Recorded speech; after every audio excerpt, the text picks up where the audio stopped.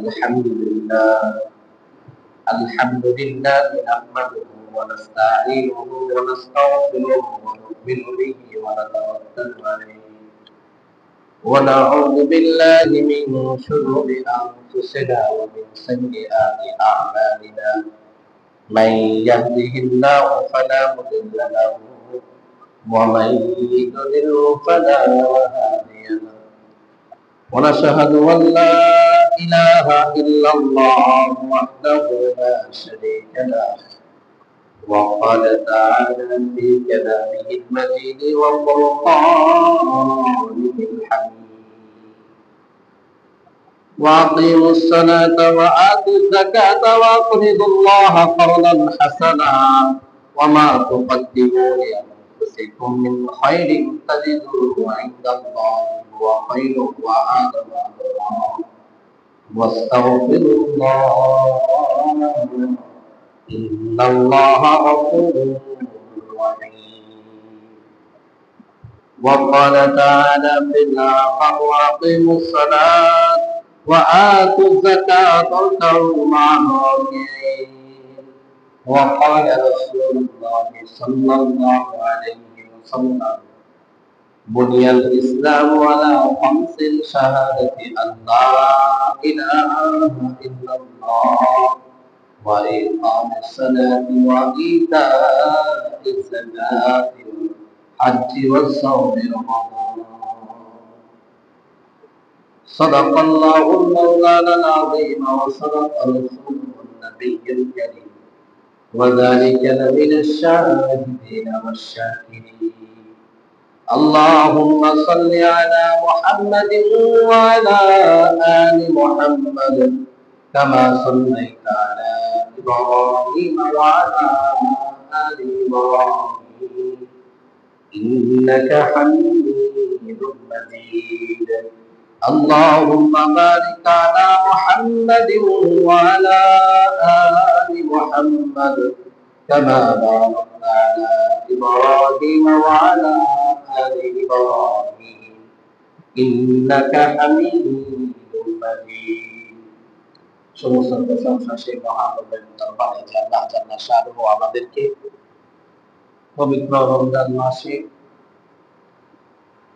মাসের পবিত্রতম দিন দ্বিতীয় শুক্রবার আল্লাহ তাআলা আমাদেরকে জুমার সালাত আদায় করবার উদ্দেশ্যে মসজিদে আসবার তৌফিক দান করেছেন।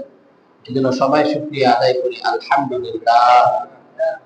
লাখ কোটি দরুদ বর্ষিত হোক সেই মানবতার মুক্তির দূত আতায়ে রমজান তাজদারে মদিনা আহমদে মুস্তাফা মুহাম্মদে মুস্তাফা সাল্লাল্লাহু আলাইহি ওয়াসাল্লাম। আপনারা সবাই ভালো আছেন তো নাকি? মন খারাপ, রোজা থেকে মন খারাপ, রমজান মাসে রোজা রাখলে শরীর ক্লান্ত হয়, মন ক্লান্ত হয়ে যায়, অটোমেটিক ঘুম ধরে, ভালো লাগে না, এরকম হচ্ছে না নাকি? আল্লাহ রাসূল সাল্লাল্লাহু আলাইহি ওয়াসাল্লাম বলেন, যদি রোজা থেকে কারো কাছে দুর্বল মনে হয়, কারো কাছে খুব কষ্টদায়ক মনে হয়, বোঝা যাবে আল্লাহ তাআলা তাদের রোজাকে কবুল করতেছে। বলেন সুবহানাল্লাহ। আল্লাহ তাআলা তাদের রোজাকে কি করছে? কবুল করছে। মানুষ যত দুর্বল হয় তখন মানুষ আল্লাহর কাছে ফিরে যায়। কথা বলে, মানুষ যখন সবল থাকে তখন কিন্তু মানুষ ফিরতে চায় না। সবল আছে দেখবেন আপনি তেমন দোয়া করবেন না, কিন্তু যখন আপনি দুর্বল তখন আল্লাহ তাআলার কাছে আপনি দোয়া করেন। কি দোয়া করেন? আল্লাহ, আমার অনেক অসুস্থতা, আপনি আমাকে মাফ করে দেন। এই জন্য হাদিসে আসছে অসুস্থতা ব্যক্তিদের দোয়া আল্লাহ তাআলা কবুল করে। যারা অসুস্থ হয় তাদের কাছে গিয়ে বলা যে আমার জন্য দোয়া করুন, আল্লাহ তাআলা মাফ করেন। মুসাফির যারা সফর করে তাদের দোয়া আল্লাহ কবুল করে। আল্লাহ তাআলা তারা যদি আল্লাহকে বলে আমাদের থেকে মুসাফিরের দোয়া আগে কবুল হয়, বেমারির দোয়া আগে কবুল হয়। কেন? যখন মানুষ দুর্বল থাকে তো আল্লাহ তখন তার বেশি নিকটে থাকে, আর যার কাছে যে জিনিসটা বেশি নিকটে থাকে তখন তো সেই এটাকে বেশি আলোচনা করে। বলেন, যখন আমি ভালো দুনিয়া নিয়ে ব্যস্ত তো দুনিয়ার ফিকির আর কোনো ফিকির নাই, যখন আমি অসুস্থ আল্লাহর সাথে সম্পর্ক। এই জন্য রোজা থেকে যদি শরীর দুর্বল আর নার্ভাস মনে হয়, মনে করবেন আপনি আল্লাহকে বেশি কি করছেন? স্মরণ করছেন। তো যাই হোক, রমজান মাস বরকতময় মাস, এবং এই মাসে বরকতময় কিছু কাজও আমাদের কাছে আসে, প্রতি বছরই বলতে হয়, কারণ আমরা তো ভুলে যাই। কি বলো, ভুলে যায় না? এই ভুলে যাওয়ার কারণে সবাই মিলে আলোচনা করে সেটাকে স্মরণ করা দরকার, ওই জিনিসটা যেন আমরা সঠিকভাবে পালন করতে পারি, আমাদের যেন কোনো কমতি না থাকে। তারপর মানুষ মাত্র কম বেশি হয়ে যায়, আল্লাহর কাছে এটার জন্য কি করা, তওবা করা, আল্লাহর কাছে বলা, আল্লাহ আমাকে মাফ করে দিন। তাহলে ধারাবাহিকতার আলোচনায় আজকে আপনাদের জমায় রমজান মাসের আলোচনা হবে সদকাতুল ফিতর এবং যাকাত সম্পর্কে। সদকাতুল ফিতর এবং যাকাত সম্পর্কে অনেক বিস্তারিত আলোচনা, কিন্তু এত বিস্তারিত তো বলা যাবে না। আল্লাহ তাআলা কোরআনে পাকের মধ্যে 129 বা 29টি জায়গার মধ্যে নামাজের সাথে, সালাতের সাথে যাকাতের কথা বলেছে। যাকাত ওরকম ভাবেই তোমরা প্রদান করো যেরকম ভাবে সালাতকে কায়েম করো, বলেন সুবহানাল্লাহ। যেরকম ভাবে নামাজ পড়বো ওরকম ভাবেই যাকাত দিব। কিন্তু সমাজের এটা একেবারেই আমাদের কাছে কষ্টদায়ক বিষয়, আমাদের কাছে খুবই কষ্টদায়ক বিষয়। এবং এই পরিপ্রেক্ষিতে রাসূল সাল্লাল্লাহু আলাইহি সাল্লামের হাদিস এসেছে, যারা সঠিকভাবে যাকাত বন্টন করে না তাদের উপর আল্লাহ তাআলা লানত এবং গজব হয়। এবং সঠিকভাবে যাকাত না দেওয়ার কারণে আল্লাহ তাআলা রাসূল সাল্লাল্লাহু আলাইহি ওয়াসাল্লাম তাদের জন্য যুদ্ধ ঘোষণা করেছেন। অনেক ইতিহাস আছে, এদিকে যাওয়া আমার সময় নেই। আল্লাহ তাআলা কোরআনের মধ্যে সূরা বাকারার 43 নম্বরের মধ্যে বলেছেন, কি বলেছেন? ওয়া আকিমুস সালাত, তোমরা নামাজকে কি করো, কায়েম করো। ওয়া আতুজ যাকাত, তোমরা যাকাতকে প্রদান করো। নামাজকে কায়েম করো, যাকাতকে প্রদান করো। সেম এরকম ভাবে সূরা মুজাম্মিলের 20 নম্বর আয়াতের মধ্যে আল্লাহ তাআলা বলেছেন, যেরকম ভাবে তোমরা নামাজ পড়ো সেরকম ভাবে তোমরা যাকাত প্রদান করো। বাস, তার মানে সেই স্পষ্ট, নামাজ যেরকম ভাবে পড়তে হয় যাকাতও এরকম ভাবেই দিতে হয়। হুজুর কোরআনের মধ্যে 129টা জায়গার কথা বললাম, 2টা জায়গা আপনাদের কাছে উল্লেখ করলাম, আরো অসংখ্য জায়গা আছে। এখন আপনি বললেন আল্লাহর কথা, নবী কি বলেছেন যাকাত দেওয়ার দরকার আছে কি দরকার নাই? নবীও বলেছেন, বুনিয়াল ইসলাম আলা খামসিন শাহাদাতি আল্লা ইলাহা ইল্লাল্লাহ ওয়া ইকামিস সালাত ওয়া ইতাইজ যাকাত ওয়াল হজ্জি ওয়াস সাওমি রমাদান। পাঁচটার মধ্যে বুনিয়াল ইসলাম, তারপর সালাত, তারপরে যাকাত। ইসলামের 5টি স্তম্ভের মধ্যে 3য় নম্বর স্তম্ভ হলো যাকাত। এই যাকাত যত প্রদান করব আল্লাহ তাআলার কাছে আমি তত প্রিয় হব। এই যাকাত আমি যত প্রদান করব আল্লাহ তাআলার কাছে আমার মাল শুধু সামান ওই পরিষ্কার হয়ে যাবে। বলতেছে প্রত্যেকটা জিনিসের কি আছে, যাকাত আছে। প্রত্যেকটা জিনিসের যাকাত আছে। এর আগে বিস্তারিত আলোচনা হয়েছে। শরীরের কি আছে, যাকাত আছে। শরীরের যাকাত আছে। এই অর্থেরও কি আছে, যাকাত আছে। তাহলে শরীরের যাকাত কেমন আর অর্থের যাকাত কেমন? শরীরের যাকাত আসলাতান আল্লাহ তাআলার ইবাদত আছে, এই ইবাদত করা হলে এটা শরীরের যাকাত। আর অর্থের যাকাত হলো চন্দ্র মাসের তারিখ দেখে গণনা করে পরের চন্দ্র মাসে গিয়ে 1 বছর পরিপূর্ণ হলে আমাকে যাকাত প্রদান করতে হবে। আমাকে কি করতে হবে, যাকাত প্রদান করতে হবে। তাহলে হুজুর যাকাত প্রদান করব, এই যাকাত কার উপর ফরজ হয়? যাকাত কার উপরে ফরজ হয় এটা আমাদেরকে জানতে হবে না? যাকাত ফরজ হওয়ার জন্য কি শর্ত? যাকাত ফরজ হওয়ার জন্য 8টা শর্ত। কয়টা শর্ত? 7টা। যাকাত ফরজ হওয়ার জন্য 7টি শর্ত। প্রথম নম্বর শর্ত হলো সে নিসাব পরিমাণ মালের মালিক হতে হবে। কি পরিমাণ? নিসাব পরিমাণ মালের মালিক। ভালো করে শুনবেন, নিসাব পরিমাণ মালের মালিক হলে তার উপর যাকাত ওয়াজিব হবে, ফরজ হবে। তার উপর যাকাত ফরজ হবে। নিসাব কাকে বলে? এই নিসাব শব্দটা কি? এই পরিমাণ, একটা পরিমাণ, যে শরীয়তের পরিভাষায় একটা পরিমাণ নির্ধারণ করা হবে, এটা কতটুকু পরিমাণ হবে। নিসাব পরিমাণ শর্টকাটে আমরা বুঝতে গেলে বুঝতে পারি, আল্লাহ তাআলা রাসূল সাল্লাল্লাহু আলাইহি ওয়াসাল্লামের হাদিস অনুসারে 7.5 তোলা স্বর্ণ এবং 52.5 তোলা চাঁদি, এই পরিমাণ যদি কারো কাছে স্বর্ণ থাকে অথবা চাঁদি থাকে তাহলে তাকে নিসাব পরিমাণ মালের মালিক বলা হয়। এখন বাংলাদেশে আসেন, বাংলাদেশের হিসাবে আসেন। বাংলাদেশে তো আর সোনা চাঁদি আমাদের বাজারে ব্যবহার হয় না, ব্যবহার হয় কি, টাকা। তাহলে হুজুর এখন তো আমাদের কাছে সোনা চাঁদি নেই, তাহলে কি টাকা থাকলে কি যাকাত হবে? টাকা থাকলে কি যাকাত হবে? আমাদের নওগাঁ জেলার হিসাব উলামায়ে কেরামরা করেছেন, ফিতরা সর্বনিম্ন 100 টাকা, যাকাত 1,10,000 টাকা থাকলে তার উপর ফরজ হবে।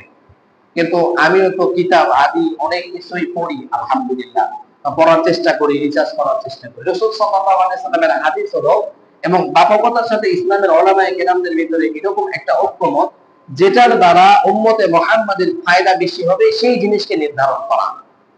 তাহলে আমি হিসাব করে দেখছি বাজারে বিক্রি হচ্ছে 2500 টাকা, 2200 টাকা, 1900 টাকা ভরি হিসাবে রূপা, কিন্তু আমি দেখতেছি তারা খরিদ করতেছে কত করে, আমি যখন বেচতে যাচ্ছি তারা খরিদ করতেছে 1200 টাকা, 1300 টাকা। আজব মুআমালা রে ভাই। ফার্স্ট ক্লাসের রূপা তুমি আমার কাছ থেকে 1300 টাকা নিচ্ছ, তুমি বিক্রি করেছো 2400 টাকা। তার মানে বোঝা যাচ্ছে এটা শরীয়ত দেখতেছে না, ওরা সিন্ডিকেট করে ব্যবসা করতেছে। কথা বলেন ঠিক কিনা? ওরা সিন্ডিকেট করে ব্যবসা করছে, সেই হিসাব করে 1,10,000 আসছে। কিন্তু আমি হিসাব করে দেখলাম 98 থেকে 95,000 টাকা থাকলে জাকাত ওয়াজিব হয়ে যাবে। তাহলে আমরা যত কমে আসবো তত আমাদের জন্য ভালো হবে, মানুষ উপকৃত বেশি হবে। এটা না, যাকাত দেওয়ার উদ্দেশ্য কি, সদকাতুল ফিতর দেওয়ার উদ্দেশ্য কি? উদ্দেশ্য হলো যারা গরিব আছে, যারা দুস্থ আছে, যারা এতিম আছে, তারা যেন সচ্ছল ভাবে চলতে পারে এবং তারা যেন এই ঈদ, এই রোজার মধ্যে আনন্দ সময় পার করতে পারে, আরো যারা সন্তান আছে বিবি বাচ্চাদেরকে সঠিকভাবে সবকিছু দিতে পারে। তাহলে আমি যখন 1,10,000-এ যাবো তখন অনেকে মনে করবে আমার কাছে 1,05,000 আছে, তার মানে আরো 5,000 টাকা হলে তারপর যাকাত ফরজ হবে, এর আগে হবে না। তাহলে আমার কথা, ওলামায়ে কেরামরা যেটা সিদ্ধান্ত নিয়েছে এটাও সঠিক, কিন্তু আমি মনে করি যে আরো গণনা করলে, হিসাব করলে 1,00,000 টাকা থাকলে আপনার উপরে যাকাত ফরজ। ভাই 1,00,000 আর 1,10,000 ঘুরে ফিরে আপনি হিসাব করলে একই। 1,10,000-এর যদি 40 ভাগের 1 ভাগ করেন 2700 টাকা, আর 1,00,000 টাকার যদি আপনি 40 ভাগের 1 ভাগ করেন তাহলে হবে 2,500 টাকা। তাহলে 200 টাকার জন্য আপনি মরে যাবেন না, আর ওই 10,000 টাকা ধরানো দরকার নেই। আমার যেটা মনে মনে, যাতে করে গরিব দুঃখীর সেবা বেশি হবে। তাহলে 1,00,000 টাকা যদি আমার কাছে থাকে আমি যাকাত দিয়ে দিব। হুজুর আপনার কথা অনুযায়ী তো মিলল না, ওলামায়ে কেরামরা সিদ্ধান্ত নিল আর আপনি বলতেছেন 1,00,000 হলেই হবে। ভাই আমি তো দেখছি গরিব মিসকিনের সবথেকে বেশি ফায়দা হচ্ছে কোনটার দ্বারা? আমাদের বাংলাদেশে ইসলামিক ফাউন্ডেশন থেকে ফিতরা নির্ধারণ করা হয়েছে 110 টাকা সর্বনিম্ন এবছরের জন্য। উপরেরটা তো আমরা কেউ দেই না, দেই পনির দেই না, কিশমিশ দেই না, জব দেই না, এগুলো দেই না, খেজুর দেই না। তাহলে আমরা কি, ও বড় লোক হোক আর গরিব হোক, ও একটাই বাজেট, সর্বনিম্ন কত? প্রায় 100, এটাই দাও বলেন। এই 100 দিয়ে পার হচ্ছে। কিন্তু আপনি যে এত অর্থের মালিক, এত টাকার মালিক, তো আপনি 500 টাকা ধরে ফিতরা আপনার দিলে কি গুনাহ হবে? যার টাকা আছে, মনে করেন আমি মাত্র 5,000 টাকা মালিক আমি, তাহলে আমার জন্য 100 টাকা মানায়। কিন্তু একজন যদি 5 কোটি টাকার মালিক হয়, তার জন্য কি 100 টাকার ফিতরা মানায়? তার বাড়িতে মাত্র 5 জন সদস্য, তো তার হিসাব সে 5,000 টাকা করে হিসাব করে ফিতরা দেওয়া দরকার। আপনারা কি বলেন? না এরা এরা রাজি আছেন? আপনারা বলেন।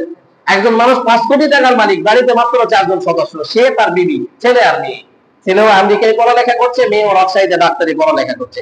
কোন পক্ষে হিসাব করে দেখা যাচ্ছে 1 বছর পর 5 কোটি টাকার মালিক। এই মানুষটা যদি 100 টাকা করে ফিতরা দেয়, আপনারা এখন কোনদিকে কেমন লাগে আপনাদেরকে?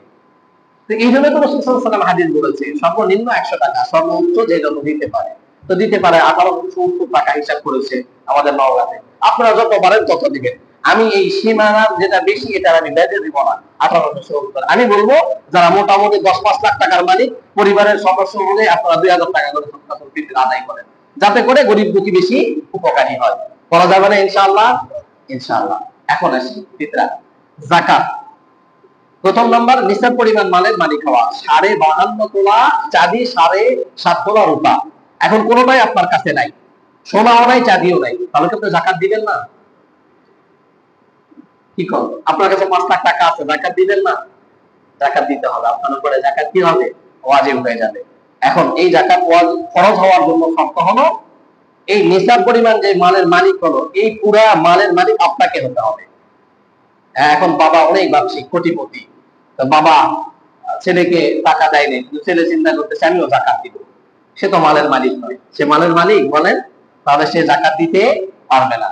এখন এই নেশাব পরিমাণ মালের উপরে 1 বছর অতিবাহিত হবে। কয় বছর? 1 বছর। এই যাকাত ফরজ হওয়ার জন্য শর্ত, প্রথম নাম্বার নেশাব পরিমাণ মালিক হওয়া, দ্বিতীয় নাম্বার ওই মালের সে নিজেই মালিকানায় থাকা, তৃতীয় নাম্বার পরিপূর্ণ 1 বছর বলেন অতিবাহিত হওয়া। এখন হুজুর 1 বছর গত জানুয়ারি থেকে জানুয়ারি, নাকি গত রোজা থেকে এই রোজা? তো ইসলামিক চন্দ্র হিসাবে হিসাব হয়, তাহলে আমরা গত রোজা থেকে নিয়ে এই রোজা পর্যন্ত হিসাব করব। দেখবো যে আমি গত এই রোজাতে হিসাব নিকাশ করে দেখছি মোটামুটি 10-12 লাখ টাকা নিয়ে আমার সংসারের কাজ চলছে, ঋণ পান নেই, ভালোভাবে আমি চলি। এই সামনে রোজাতে গিয়ে দেখতেছেন আপনার কাছে সবকিছু চলাবার পরেও আরো 2-4-5 লাখ টাকা আপনার কাছে অবশিষ্ট রয়ে গেছে। এখন আপনার উপরে যাকাত ফরজ। কি? জাকাত ফরজ নয়? জাকাত ফরজ, আপনাকে জাকাত আদায় করতে হবে।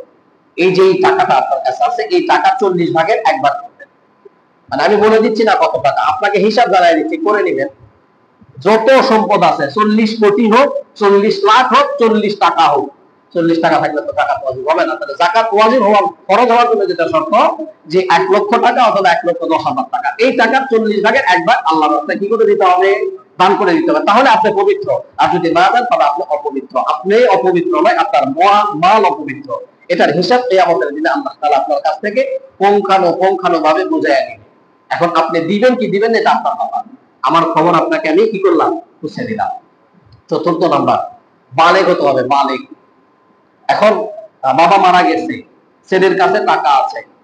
বাবা মারা যাওয়ার পরে তো অর্থ আর কারো থাকে না, কিন্তু ছেলে তো বালেগ হয় নাই, 9 বছর বয়স, 9 বছর বয়স। দেখা যাচ্ছে ছেলেও ভাগে মোটামুটি 2 কোটি টাকা পাইছে। এরকম গরিব কিছু বাপ থাকে না, মারা যাওয়ার পরে এনা মালিক ছেলে 2-3 কোটি টাকার মালিক হয়, গরিব বাবা আর কি, মাথা গেছে। এখন ছেলে মালিক হয়েছে, ছেলে কি জাকাত দিবে কিনা? ছেলে যেহেতু এখনো বালেগ হয় নাই, ছেলের উপর জাকাত কি হয় নাই? ফরজ হয় নাই। সে পরে যখন ফরজ হবে তখন, তার উপর তো শরীয়তের হুকুম এখনো চালু হয় নাই। বুনিয়াল ইসলাম আলা খামসিন শাহাদাতি আল্লা ইলাহা ইল্লাল্লাহ, সঠিক মাসালা বুঝতে হবে। তার উপরে শরীয়তের হুকুম আসে নাই, তো সে জাকাত দিবে কেমনে? কথা বুঝতে পেরেছে? এখন হলো পঞ্চম নাম্বার, সে আকিল হতে হবে। কি হতে হবে? আকল, অর্থাৎ তার মাথার দিমাগ ঠিক থাকতে হবে, ব্রেন ঠিক থাকতে হবে। পাগল হওয়া যাবে না, মাজলুম হওয়া যাবে না। অনেক টাকার মালিক কিন্তু সে পাগল, তার উপরে জাকাত কি নয়? ফরজ নয়। তারপরে কি হতে হবে? মুসলিম হতে হবে। কি হতে হবে? মুসলিম হতে হবে। 6 নাম্বার কি হতে হবে? মুসলিম হতে হবে, মুসলমান। মুসলমান ছাড়া জাকাত দেওয়া ফরজ নয়। একজন হিন্দু যদি কোটি কোটি নয়, পুরা পৃথিবীর মালিক হয়, ওর উপরে জাকাত আসবে না। কেন? সে মুসলমান নয়। 7 নাম্বার, স্বাধীন হতে হবে। কি? স্বাধীন, অর্থাৎ সে নিজে স্বাধীন, পরাধীনতার মধ্যে নেই। এই মাসালাটা মোটামুটি এখন নাই বলে তো সবাই তো স্বাধীন। আমরা গোলাম আর স্বাধীনের আগে তো ছিল, এখন তার নেই। তাহলে আমরা সবাই স্বাধীন, তাহলে এটা দেখবা যাওয়ার দরকার নাই। আমরা শুধু কি করবো? জাকাত প্রদান করবো। এই হলো জাকাত ফরজ হওয়ার জন্য 7টা শর্ত। হুজুর, জাকাত কি শুধু আমরাই দিব নাকি মেয়েরাও জাকাত দিবে? এখানে একটা বোঝার বিষয় যে আমরাই শুধু জাকাত দিব নাকি মেয়েরা দিবে। হুজুর, আমার বিবি তো মোটামুটি 10 ভরি সোনা, কিন্তু সোনা তো সে বাড়ি, কিন্তু 7.5 তোলা তো হয় নাই। আমার বিবির মোটামুটি 20 ভরি চাঁদি আছে, চাঁদি তেমন কিছু বানাতে পারি নাই হুজুর, এমনি গলার একটা মোটা হার আছে, পায়ের 2-4টা নুপুর আছে, মোটামুটি 20 ভরি চাঁদি। তো আমার তো মালিক নয় আমি, আমার স্ত্রী মালিক। তো আপনাকে কে বললো শুধু আপনার উপরে জাকাত ফরজ? আপনি মসজিদে ওয়াজ শোনেন, এই জন্য আপনার উপর জাকাত ফরজ, আর আপনার বিবি মসজিদে ওয়াজ শোনেন, এই জন্য তার উপর জাকাত ফরজ নয়। এরকমটা নাকি? ইসলামের মধ্যে যেই হুকুমগুলি পুরুষের জন্য, সেই হুকুমগুলি মেয়েদের জন্য। কিছু হুকুমের মধ্যে মত পার্থক্য আছে, সালাতের মধ্যে কিছু কমতি আছে, তাদের একটা মাসের একটা হিসাবের মধ্যে কিছু কম বেশি। তবে এই যে ফরজ বিধানগুলি, প্রত্যেকটা বিধান ছেলের জন্য যেমন, মেয়ের জন্য তেমন। এই জন্য মা বোনেরা কিন্তু এই কাজটা খুব কম করে। সবাই নয়, অনেক ফ্যামিলি এখন সচেতন, তারা সবাই এটা প্রদান করে, কিন্তু অনেক ফ্যামিলি আছে যারা জানে না। দেখেন, 2 ভরি সোনা আছে। এখন তো পরিবারে এটা তো মেয়েদের একটা সব থেকে মানে মনের একটা চাহিদা, যে তার কাছে স্বর্ণ থাকবে। এটা প্রত্যেকটা মেয়েদের চাহিদা। এটা রাসূল সাল্লাল্লাহু আলাইহি ওয়াসাল্লামের সময় থেকেই মেয়েদের সৌন্দর্যতাই হলো স্বর্ণের মধ্যে। তাহলে অনেক মেয়েরই 2 ভরি 3 ভরি সোনা আছে। শুধু সোনা থাকলে তো জাকাত ফরজ হচ্ছে না, তাহলে কি করণীয়? তাহলে সোনায় কি শুধু থাকে? তাদের কাছে কি 1 টাকাও থাকে না? বলেন, 1 টাকাও থাকে না? তাহলে স্বর্ণ টাকা আসলে চাঁদির সাথে মিলাই গেল। তাহলে 1 ভরি স্বর্ণের দাম কত এখন বলেন তো? 1 লাখ কত? 50,000 নাকি? শুধু খালি 50 না 1,50,000? 1,50,000 বা 55 বা 40 ধরলাম। তাহলে 1,40,000 যদি হয়, আর 52 ভরি রূপার দাম কত হচ্ছে? 1,10,000। নওগাঁর হিসাব ধরলাম 1,10,000।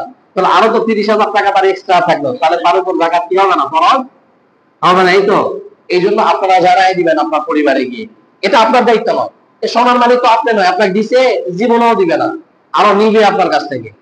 2 বছর হয়ে গেল, তুমি সেই দিন বললা এই গলার চেনটা পুরাতন হয়ে গেছে, তো বানায় দাও না, নতুন করে বানায়।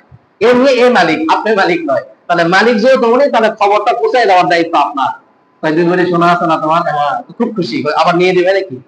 ও মনে করবে যে রোজা শেষের দিকেই মনে নিয়ে দিবে নতুন করে। না, মসজিদ থেকে নতুন খবর আসছে 2 ভরি সোনার জাকাত তোমার উপরে ফরজ হয়ে গেছে।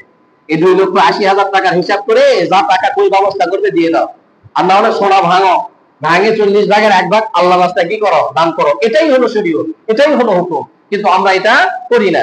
এখন যদি আপনার বেশি দরদ হয়, আপনার স্ত্রীকে বেশি ভালোবাসেন, যদিও বা আপনার সোনার মালিক করে দেয় নাই, কিন্তু আপনি চিন্তা করতেছেন আমার স্ত্রীর পক্ষ থেকে আমি কি করবো, যাকাত আদায় করে দেবো। আলহামদুলিল্লাহ, আপনার মতো ভালো স্বামী কি আর দুনিয়াতে হতে পারে বলেন? আপনার জন্য পুরো জীবন দিয়ে ফেলতেছে, তো আপনিও পারেন আপনার স্ত্রীর পক্ষ থেকে আপনি 2 ভরি সোনার যাকাত কি করে দিবেন, আদায় করে দিবেন। শর্ত হলো যাকাত দিতে হবে। এখন যদি না দেন তাহলে আমি আপনি যারাই আমরা দিব না, আমরা গুনাহগার হব। তাহলে কথাগুলো বুঝতে পারতেছ তাহলে কি না? খুব কষ্ট হচ্ছে আপনাদের নিতে। যেটা সত্য কথা, যেটা মাসালার কথা, যেটা কোরআন হাদিসের কথা, সেটাই আমি বলছি। তো এই জন্য আমরা এই যাকাত ক্ষেত্রগুলো বেশি বেশি দিয়ে দেব। এখন কথা হলো যাকাত তো আমরা দেখতেছি আমার উপর ফরজ, আমার উপর, আমি দিব কোথায়? যাকাতটা দেওয়ার জায়গা কোথায়? যাকাত দেওয়ার জায়গা হলো সর্বপ্রথম ফকির মিসকিন। এটারও 8টা শ্রেণী আছে, কয়েক জায়গায় দেওয়া যাবে না, কয়েক জায়গায় দেওয়া যাবে। তো ফকির মিসকিন যদি হয় তাহলে আপনি যাকাত দিতে পারবেন, ফিতরা দিতে পারবেন, অথবা যাকাত ফিতরা যারা উত্তোলনকারী, যাকাত ফিতরা যারা উঠায়, তারা যদি খাওয়ার পরিমাণ নিসাব পরিমাণ মালিক না হয় তাদেরকেও যাকাত ফিতরা দেওয়া যায়। মূল কথা হলো গরিব মিসকিন। এখন এই গরিব মিসকিন আপনি কোথায় দেখবেন? গরিব মিসকিন কি ওই ইয়েতে যেতে হবে নাকি, কক্সবাজারে, উকিয়া, মায়ানমারে যারা আছে এখানে এই গরিবদেরকে খুঁজতে যেতে হবে কিনা? না ভাই, আমার আপনার পরিবারের মধ্যে হাজার গরিব আছে যাদেরকে আমরা কখনো কি করি না, দেখি না, যাদের খবর রাখি না।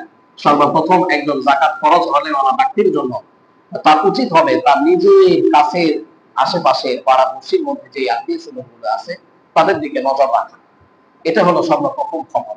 এনাদেরকে আপনাকে দিতে হবে, যাকাত থেকে, ফিতরা থেকে, সদকা থেকে, দান থেকে তাদেরকে আগে দিতে হবে, কারণ তারা আমাদের কাছে বেশি প্রাপ্য, তাই কিনা বলেন? সমাজে এমন মানুষ আছে আজকে আপনার যাকাত ফরজ হয়ে গেছে কিন্তু একসময় আপনাকে অনেক ভালোবাসতো, যার দরুনে আজকে আপনি এই জায়গায় আসছেন, কিন্তু আল্লাহ তাআলা তাকে এমন অবস্থা করে দিয়েছে সে নেশার পরিমাণ মালের মালিক তো নয়, আরো অনেক অবস্থা খারাপ। তাহলে এই মানুষটার পাশে দাঁড়ানো আপনার জন্য কর্তব্য, এর কাছে আগে দাঁড়াবেন। এখন একটা কথা বলি, এই দাঁড়ানোটা কেমনে দাঁড়াবেন? যাকাত প্রদান করার মূল উদ্দেশ্য কি ছিল? আল্লাহ তাআলা যে যাকাত ফরজ করলো কারণ কি ছিল?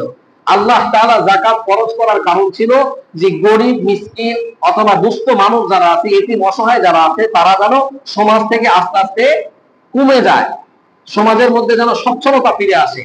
কিন্তু দেখেন প্রতি বছর যাকাত দিচ্ছেন ওই একই ব্যক্তি, ওর জন্য 500 টাকা বরাদ্দ থাকছে, ওর জন্য একটা শাড়ি, একটা এটা মাসালা হয়, কিন্তু ওর জন্যই বরাদ্দ। একটা মানুষকে আমরা প্রত্যেক বছর যাকাত দিচ্ছি, কি দরকার? এই জায়গায় উচিত ছিল আমাদের জন্য, সব থেকে বড় উচিত ছিল যে এই টাকাটা এমন ভাবে দেওয়া সে যেন স্বাবলম্বী হয়ে যায়। অর্থাৎ আমার গ্রামে যদি 10 জন গরিব থাকে, 5 জন গরিব থাকে, এই 5 জন গরিব অসহায়কে এমন ভাবে দেওয়া সামনে বছর যেন তাকে আর যাকাত না দিতে হয়। তাহলে কি হবে? সে গাড়ি চালাতে পারে, সে কি পারে? গাড়ি চালাতে পারে। তাহলে আপনারা যাকাত দেনেওয়ালা যারা আছেন তারা একটু পরামর্শ করেন যে ভাই আমাদের পাড়ার মধ্যে 5 জন গরিব দেখছি, তাহলে ও অটো চালাতে পারে, ওকে একটা অটো কেনার ব্যবস্থা করে দেওয়া হোক, তাহলে সামনে বছর আর যাকাত দেওয়া লাগবে না। আল্লাহ রাসূলের উদ্দেশ্য ছিল, আল্লাহ তাআলার উদ্দেশ্য ছিল গরিব দূর হয়ে যাবে, আস্তে আস্তে সমাজটা কি হয়ে যাবে? সচ্ছল হয়ে যাবে, কোনো দরিদ্র গরিব থাকবে না। তাহলে আপনি এই যে একটা গাড়ি নিয়ে দেওয়ার দরুন তার পুরো ফ্যামিলি সচ্ছল হয়ে গেল। তো দেখেন 5 বছর যাকাত দিলে ওই এলাকায় আর যাকাত খাওয়ার কোনো সাথী থাকবে না। এরকম ভাবে যাকাত দেওয়া দরকার। একটা মানুষকে প্রত্যেক বছর একই হারে দিচ্ছে কিন্তু গরিব দূর হচ্ছে না। বিগত বছর যেগুলো গণনা করে বাংলাদেশের গরিব ওই 30%, 35%, এবছর গণনা করার পর 40%। প্রত্যেক বছর এত মানুষ যাকাত দিচ্ছে, তো ওই দরিদ্র মোচন হচ্ছে না। তাহলে যাকাতের উদ্দেশ্য ছিল দরিদ্র মোচন হওয়া, কিন্তু হয় না, আগেরটাই বহাল থাকে। এই জন্য আমি বলবো যারা যাকাত প্রদান করি, অবশ্যই একজন মানুষ আছে পানি কোনো কিছু করতে পারে না, তাহলে একটা দোকান করে দেন, মুদি দোকান, দেখবেন ওই দোকানের মাধ্যম দিয়ে সারা বছর তার আলহামদুলিল্লাহ পার হয়ে যাচ্ছে, তাহলে সে যাকাতের আশায় আর থাকে না। এরকম ভাবে যাকাত প্রদান করা যাবে তো ইনশাআল্লাহ? ইনশাআল্লাহ। তারপরে এই ফিতরার বিষয়টা, ফিতরার সময় কখন, ফিতরা কি, ফিতরার সময় কখন, এটা নিয়ে আমরা অনেকেই গরমসি করি। ফিতরা হলো ওটাকে বলা হয় সাদকাতুল ফিতর। আপনি যে একটি মাস রোজা রেখেছেন, এই একটি মাস রোজা রাখবার পরে আপনার রোজার মধ্যে যদি কোনো কম বেশি হয়, এই রোজার পক্ষ থেকে আল্লাহর রাস্তায় সদকা করা, দান করা, যাতে করে আল্লাহ তাআলা আপনার এই রোজাগুলিকে কি করে নেয়? কবুল করে নেয়। সময়সীমা কখন? হুজুর সময়সীমা ঈদগাহ থেকে নামাজ পড়ে আসার পরে ভাগ করে দেওয়া, এই তো। কি সময়সীমা?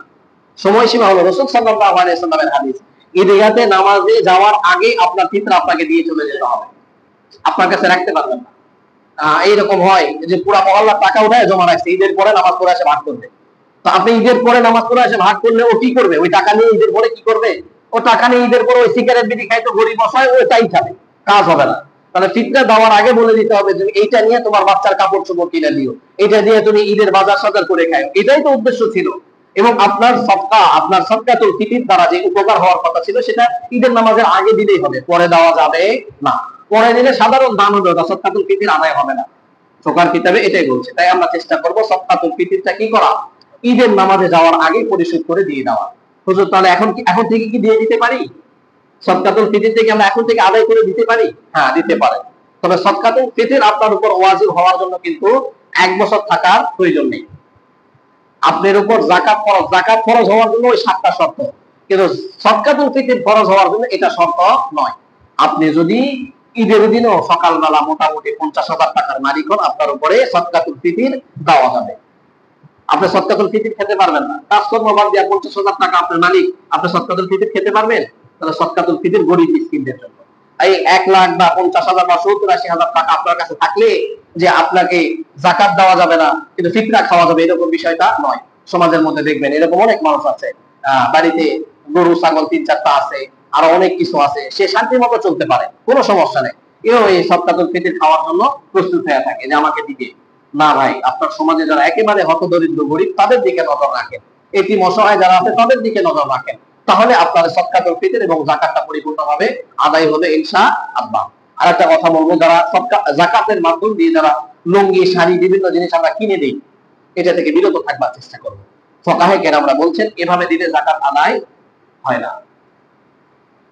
আপনি তো যাকাতের অর্থ দিবেন তার নিজের কাজের জন্য, তাহলে আপনি লুঙ্গি তারপরে 3 পিস শাড়ি দিচ্ছেন, তার মানে আপনি ওকে এই কাজটাই বেঁধে দিলেন যে তার শাড়ি নাই লুঙ্গি নাই। তার তো এমন হতে পারে তার বাড়িতে 4-5টা লুঙ্গি আছে, 4-5টা শাড়ি আছে, কিন্তু তার অর্থের প্রয়োজন, চাল নাই বাড়িতে, কি বলেন, মাংস কিনে খাবে, নাই টাকা নাই তো।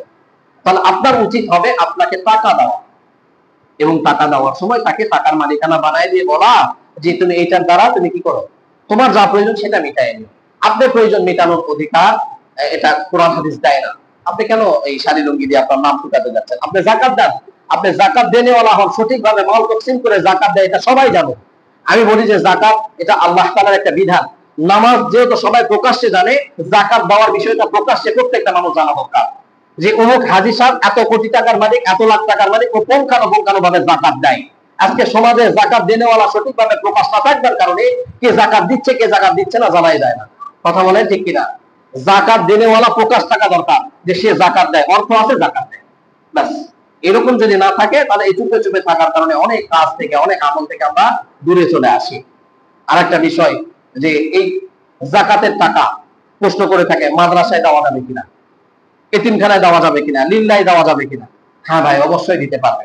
এটা তো আমাদের উচিত, বিগত সময়ে বলেছি, এটা আমাদের জন্য উচিত হবে যে মাদ্রাসাগুলোতে লিল্লা আছে, গরিব আছে, এতিম অসহায় আছে, আপনারা গিয়ে গিয়ে তাদেরকে দিয়ে আসা। খবর নয়, এটা তো আমাদের মানবিক দায়িত্ব, কি বলেন, তাই না?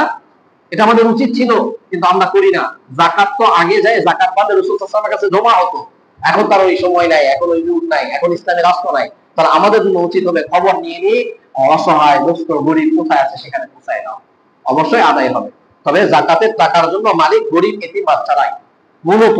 কিন্তু আমরা তো এই জায়গার মধ্যে অনেক কম বেশি করে ফেলাই। যারা কম বেশি করে এগুলো নজর রাখতে হবে, আল্লাহর ওয়াস্তে এগুলো কম বেশি করা যাবে না। এখন বিষয় হলো মসজিদের মধ্যে কি যাকাত ফিতরা লাগানো যাবে কিনা। এর আগেও বলেছি মসজিদে যাকাত ফিতরা সদকা এই জিনিসগুলো মসজিদের কোনো দান করা যায় না। তাহলে মসজিদে যদি দান না করা যায় তাহলে কোথায় করবো? মসজিদে দান না করা গেলে আগের যেগুলো বলছি এগুলোর মধ্যে করবেন। তাহলে মসজিদে কি করবেন? মসজিদে খালেস দান করবেন, মসজিদে খালেস দান করবেন। রমজান মাস, আল্লাহ তাআলা বলছে যে যত দানের হাত প্রসারিত করবে আল্লাহ তাআলার কাছে যাওয়ার জন্য তার হাত তত প্রসারিত হয়ে যাবে। সুবহানাল্লাহ বিহামদিহি। এই যে রমজান মাস, এই মসজিদে কাজ চলছে, খালেস দানটা করা যায় না? এই রমজান মাসে মানুষের মন নরম থাকে, দানের হাত বড় থাকে। তাহলে এই দানের হাত যদি আমার আপনার বড় হয় মসজিদে, আমি মনে করি অন্য জায়গার থেকে দান করার থেকে উত্তম হবে মসজিদে দান করা। কেন? একটা মসজিদের মধ্যে এলাকার সমস্ত মানুষ নামাজ পড়বে, সবসময় আপনার জন্য দোয়া হবে, এবং প্রত্যেকটা কাজ এই মসজিদগুলোতে অনেক দিন অবধি পর্যন্ত থাকবে। একটা ফ্যান দিলেন, এই ফ্যানের বাতাস কমপক্ষে ফ্যান 10-15 বছর তো মিনিমাম থাকবে। যতদিন ফান্ড থাকবে ততদিন আপনি সওয়াব পাবেন। বলেন সুবহানাল্লাহ। একজন মানুষকে আপনি দিচ্ছেন 500 টাকা, খেয়ে দিয়ে শেষ, এটা সওয়াব একবার পেয়ে গেছেন। আর স্থায়ী যেগুলো দান হয়, এই দানগুলোতে যতদিন থাকবে ততদিন সওয়াব থাকতে থাকবে। আপনার ওই যে একটা ঘটনা শুনাইছিলাম, হারুনুর রশিদের বাদশা হারুনুর রশিদ, একটা পাথর, তা আপনার মসজিদে যদি একটা ইটা থাকে, মসজিদ যতদিন ইটা ততদিন, আপনার সওয়াব ততদিন। বলেন সুবহানাল্লাহ। এই জন্য মসজিদে দান করাটা খুব বেশি ভালো। গত জুমায় আলোচনা হয়েছে, টাইলস এর কাজ হচ্ছে। সেক্রেটারি সাহেব বললেন মোটামুটি কিছু আল্লাহর বান্দারা প্রায় 20-25 হাজার টাকা দান করেছে। তারা 5,000, 10,000 করে এরকম দান করছে, যাকাত নয়। এরকম ভাবে যারা দান করতে চায়, দান করা ইচ্ছুক, অনেক টাকা ঋণ হয়ে গেছে, আপনাদের কাছে সব খোলা চাই বলে আমিও বলি আপনাদের কাছে যে মসজিদের সমস্ত কমিটি এবং সমস্ত মানুষরা, এই বাজারের সমস্ত মানুষরা অনেক ভালো। এত দ্রুততে, এত মানে চুপচাপ ভাবে আল্লাহর ঘরের কাজ যে হয়, এটা এখানে মানে একটা নজির। দেখেন আপনাদের উপর জুলুম নির্যাতন কিছুই নেই, নীরবে কাজ চলছে আলহামদুলিল্লাহ। তো এই জন্য আমি নীরবে দান করার একটা বেশি ভালো ফায়দা। রাসূল সাল্লাল্লাহু আলাইহি ওয়াসাল্লাম বলেছেন যে নীরবে দান করে আল্লাহ তাআলা নীরবে তার জন্য জান্নাতের মধ্যে ঘর তৈরি করে। বলেন সুবহানাল্লাহ। তো এই জন্য আপনারা দানের হাতটা প্রসারিত করবেন, বাকি কাজগুলো যেন শেষ হয়ে যায় এবং ঋণ যেটা আছে সেটাও পরিশোধ হয়ে যায়। আল্লাহ তাআলা আমাদেরকে বেশি বেশি রমজান মাসে দান, সদকা, যাকাত, ফিতরা যা আছে পুঙ্খানুপুঙ্খানুভাবে আদায় করবার তৌফিক দান করেন। ওয়া আখিরু দাওয়ানা আলহামদুলিল্লাহি রাব্বিল আলামিন। সবাই